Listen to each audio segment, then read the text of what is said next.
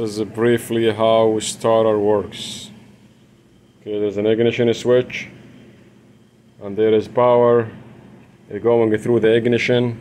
When you turn it on to the start position, where it says start position, at this area here, it goes through this wire here. So there is power going from the battery to the ignition switch, and the ignition switch convey the power to this wire here on the solenoid.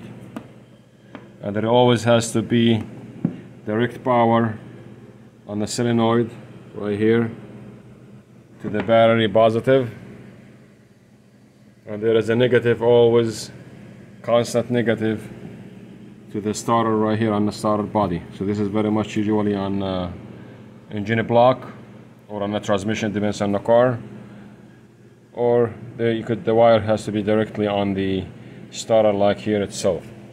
So as soon as you bring power to this wire here, the starter will spin and it will start your engine. Let's see this in action. I'm gonna turn the ignition on and let's see this in action. Okay, as you can see, as soon as I start here, the starter is gonna spin. Start.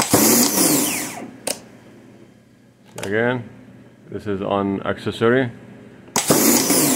So this is engaged with the flywheel and start the engine. Ignition switch.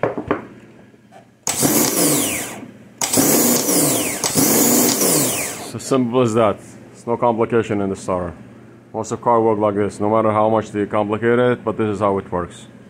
Power to the solenoid, negative to the body, and the solenoid power from the ignition switch on this little wire.